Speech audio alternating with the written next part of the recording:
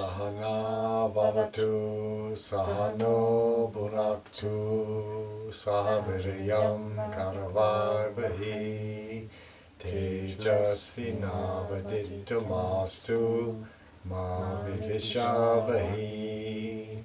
Om Shanti Shanti Shanti.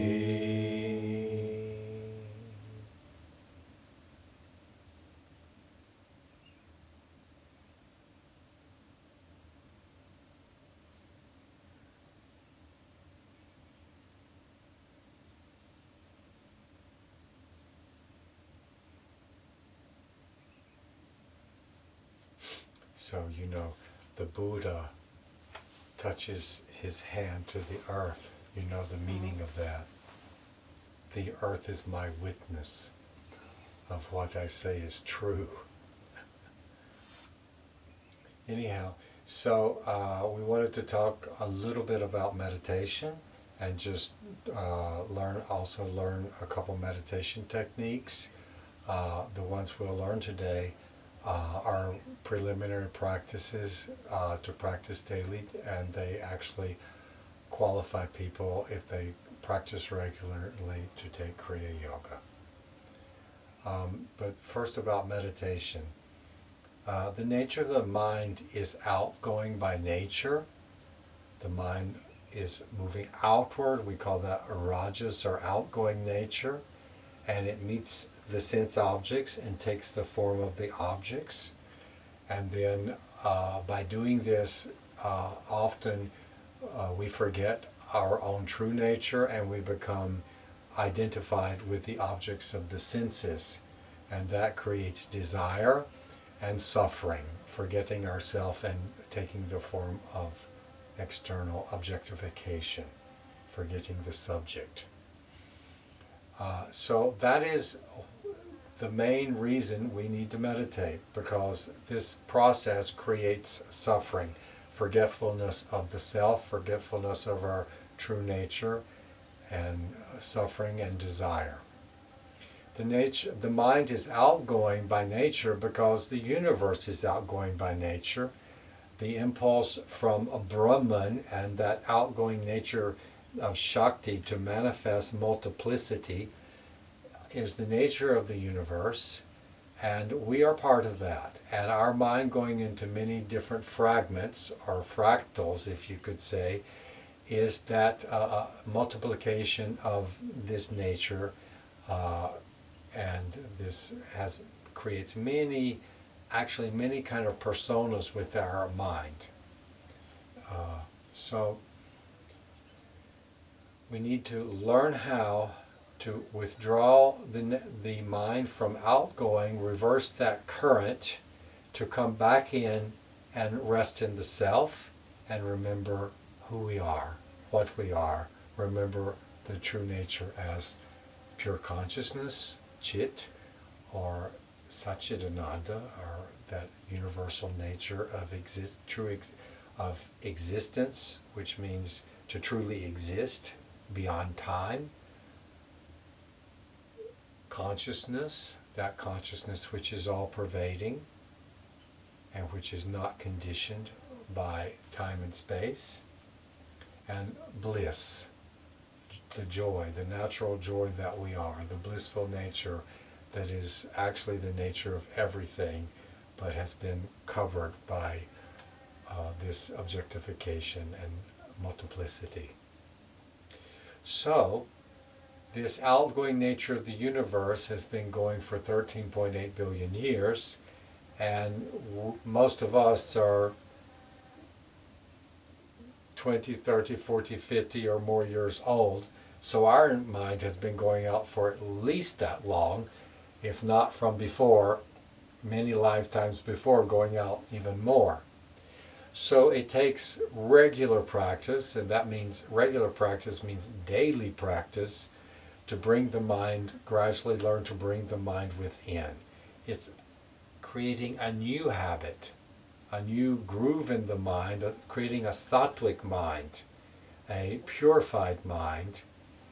So if the mind is pure, it's like the sky a, uh, a disturbed mind is like a stormy day with all the clouds and the storm clouds, and you can't see the light of the sun, but the sun is always there. As we practice, the storm clouds start to soften and go, clear up some, and there's a little bit more space between them. And the more we practice, then the mind becomes purified and we have subtle thought. And then it's like a clear sky with just a few clouds here and there going by. But mainly it's clear sky. We see the light of the sun. So that's how the mind and the self are. That's why the self has always been equated with the sun. And actually the mind has always been equated with the moon, because the sun is never changing, but the moon is going through cycles, and that's how the mind is. So we want to see beyond the change of the mind to the eternal nature of the self, and meditation is the main way to start doing that. There's two main forms of meditation, types of meditation. One is with form, one is without form, or saguna and nirguna. So the with form or saguna is some form like either a deity, whether it's Vishnu, Shiva, Ram, Parvati, Devi, or any of the Tibetan Mahayana types of forms coming from the shamanic traditions there, or even a form of Buddha, or the form of a guru, your teacher. Whatever form works best for you to focus on, for devotion, and for that you feel is a very pure object of meditation and a true teacher that can help bring you home. The other, and also within the form, sometimes people focus on a candle or focus on a flower, something beautiful, or something good, or something that is true. The other side is nirguna, which means without form, so it's more abstract. And so that's why generally it's more for people who have been practicing for some time already, or for monks, renunciants, sannyasis, such like that, of any tradition. And so some of those nirguna mantras and you could say subtle forms are like Om, the symbol of Om, or the sound of Om. Of course, we want to meditate on Om to eventually hear the true Om, which is not a form or a symbol or anything of the mind. It actually exists, and we can learn to hear it. Or some mantra like Hamsa, that is or Soham, those are both nirguna type mantras. They are mantras representing the nature of reality, the nature and the mantra of the breath. You also have in Judaism Yahweh, that was considered a sacred sound that should not be spoken except in a very, very holy, sacred way. And I'm sure there are those in other traditions as well. Of course, in Islam, you are not supposed to make any physical representation of that reality, because it's beyond name and form, it's beyond anything of the mind, it's beyond everything of this realm of existence. And that is true. But in India, they said the mind generally needs form to realize, as a vehicle to realize that. So you could take any form if it's pure and representing a subtle aspect coming closer to that reality.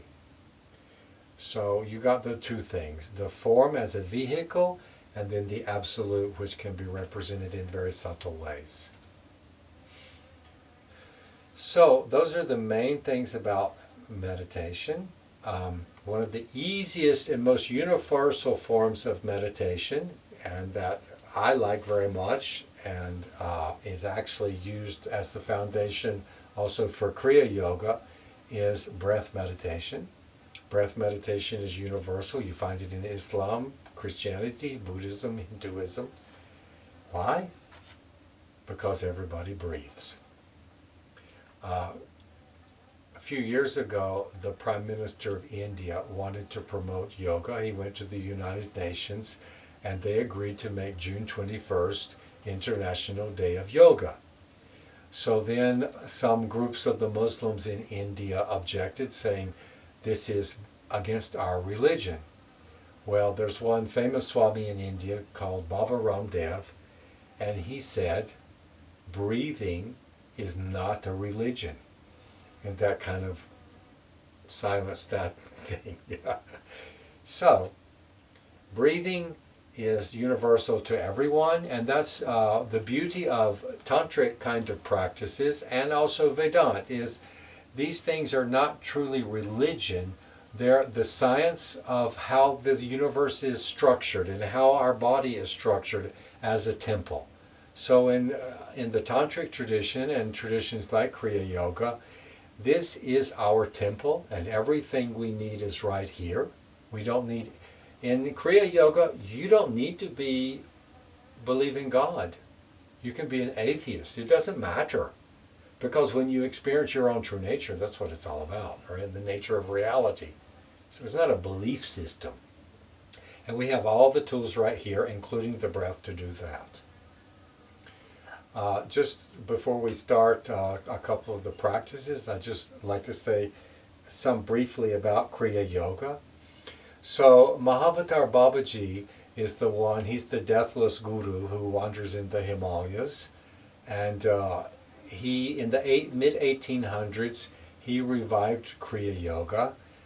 He brought his disciple Lahiri Mahasaya, who was a married man working as a clerk in the engineering department of the Indian Army. He put a thought in his supervisor's mind that he should bring him to the Himalayas and post him there for a time.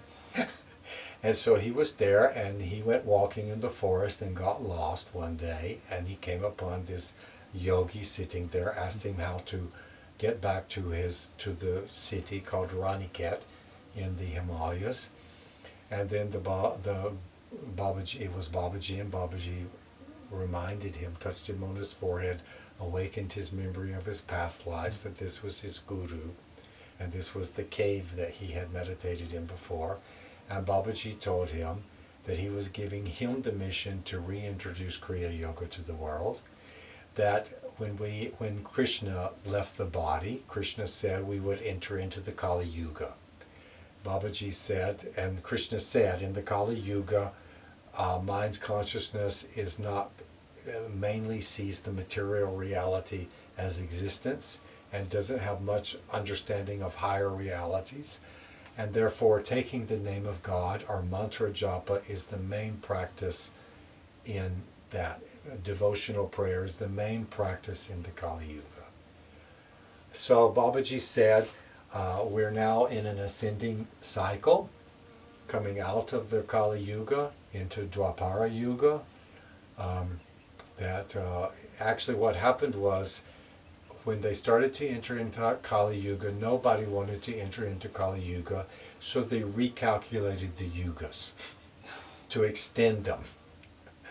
And so then we went into Kali Yuga, and people lost the knowledge of how to calculate the yugas, and they continued in that calculation. And that's the main one that still exists today.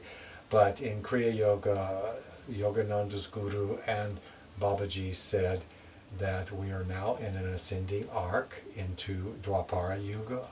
It's a little bit higher age, and that is the age of technology, and when we discover electricity. And so, as you know, he said it started around 1700, and that's when the Industrial Revolution and all the inventions basically began. There are higher cycles beyond that. The Treta Yuga is when we have powers of the mind, such as telepathy and telekinesis and all these things. And then the highest is Satya Yuga, where the civilization itself is existing in complete connection with the divine reality. So, And in all these yugas, we're talking about the collective center of gravity. It doesn't mean everyone. So even in the Kali Yuga, there will be saints and yogis, but the collective center of gravity of culture is in that stage of development. So he gave Lahiri Mahasaya, his disciple, the mission to spread Kriya Yoga in the world again. That was given to Lahiri Mahasaya. And many people in that tradition did meet Babaji. Yogananda met Babaji several times. Swami Sri Yukteswar, the guru of Yogananda, met. And many of Lahiri Mahasayas met Babaji. So it's not like one person said, Babaji told me to do this. We know this. So nowadays we have other people coming and saying, Babaji and Shiva came and told me to do this. So who knows? There's no authentication. There's no way to authenticate something like that. But I do know from looking at all the traditions that talk about Kriya Yoga that the one that we call Kriya Yoga comes from Lahiri Mahasaya. And the others are very good practices, but they're not that high teaching that Babaji gave to Lahiri Mahasaya. So, Yogananda, when he came to India, back to India in 1935 to visit again, he from the Punjabi tradition and the Kashmiri Shaivism tradition, he added two techniques to get people ready for Kriya Yoga. And that is the Hamsa practice of meditation and the Om technique, or what's traditionally called Anahata Shabda, listening to the sounds coming from the chakras by closing the ears. So we're going to start with breath meditation and the Hamsa technique. So let me say just a brief about each one of those real quick. So when we do breath meditation, we're not changing the breath in any way. We're simply observing the breath. We want to become a witness consciousness, strengthening our witness consciousness to mind and to the breath mainly. We use the breath as the anchor, but it teaches you also to be able to witness your mind like they do in Vipassana and Vedanta and things like that. So the breath is connected. The breath is the manifestation of the movement of prana. So the movement of breath in and out is that. And the prana is also at the base of the heartbeat. It's also its manifestation. And the same with the mind. The mind is the manifestation of the movement of prana. That's all it is. And mind is not your mind. It's universal mind. One of the greatest teachings is to learn that the spiritual life is not personal. It's not about me. It's the universe projecting outward through the process of evolution so that consciousness can gradually unfold in the universe through the various subtle stages that you can see in the Samkhya tradition of the 5 bodies. The universe is structured that way also. And finally, to realize that self. That is the greatest manifestation of the cosmic evolutionary impulse, the impulse of evolution. That is, its final realization is self-realization, which culminates in realization of oneness with all reality. That is Brahman coming full circle back to itself. So, those 3 things are connected. Breath, heartbeat, and mind. And when you focus on any of those, it starts to calm the prana, to purify the prana, and they all work together. They all get calmed and purified. The mind starts to slow down, the breath starts to slow down, and the heartbeat starts to slow down. That is the key of Kriya Yoga, to come in the back door to gain control of the mind through the prana. This is what we call a Raja Yoga form of pranayama, meditating on the prana itself. Whereas in Hatha Yoga pranayams, they're manipulation of the breath to try to force the prana into the central channel of the spine. When you meditate on the prana, it's automatically going to start going into the central channel. It's a much more direct and much more powerful practice. And that is the key to Kriya Yoga, but Kriya Yoga builds higher levels on that. So we only do breath awareness to bring the mind stable for clear perception.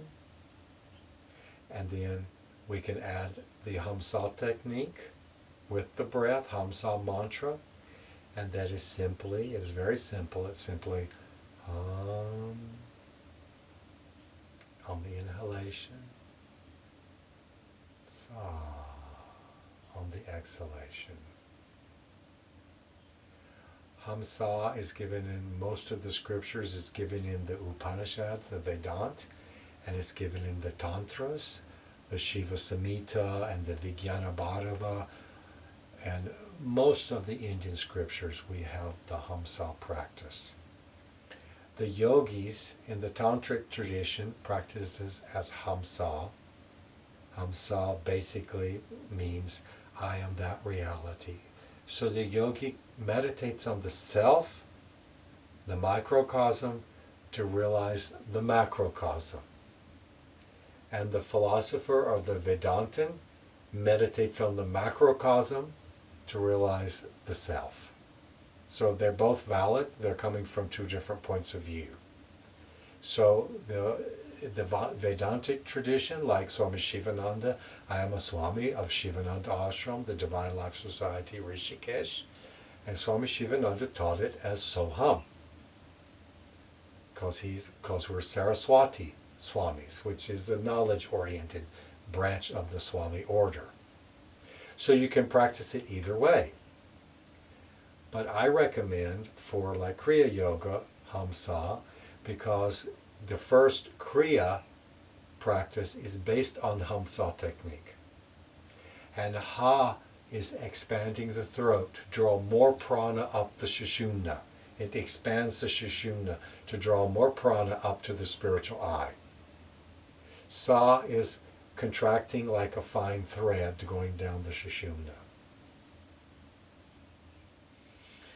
So let's do a very short practice just to kind of give an introduction, and then we will close and rest in our own true nature.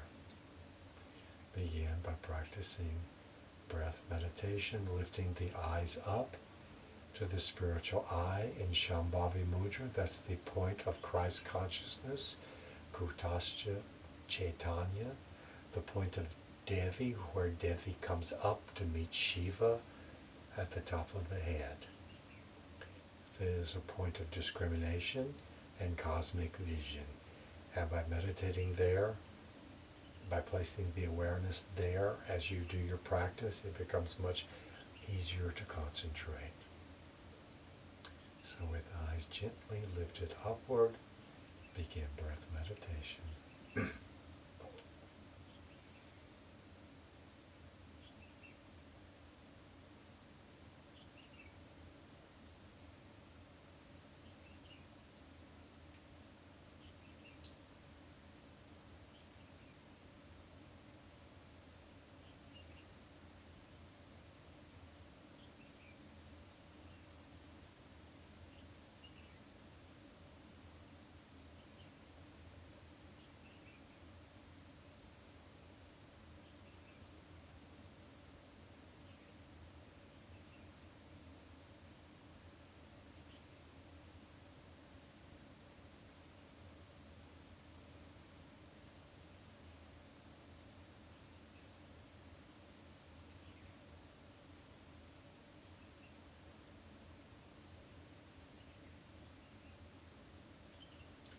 Then add the Hamsa mantra with the breath as the inhale comes in, mentally chanting Hum, and as it goes out, mentally Sa.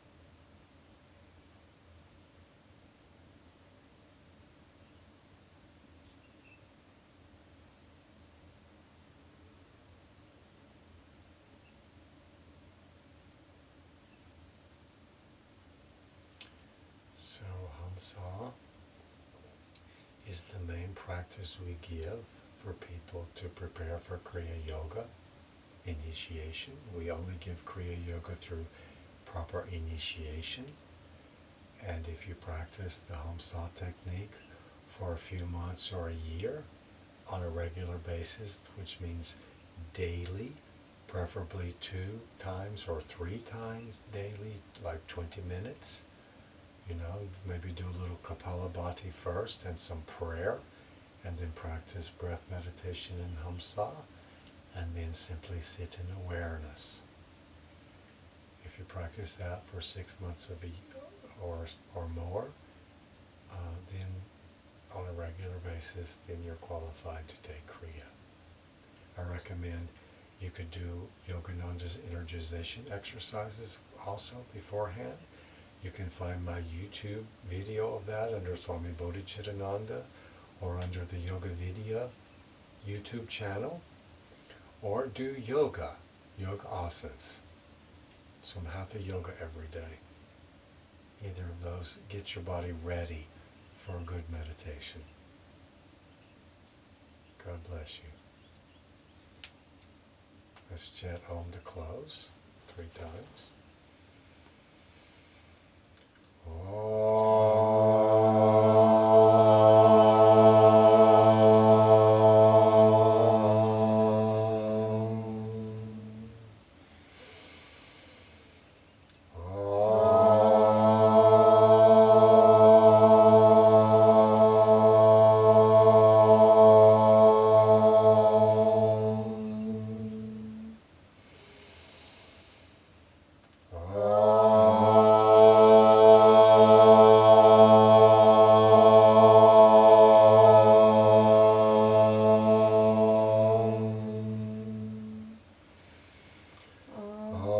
Shanti, Shanti, Shanti.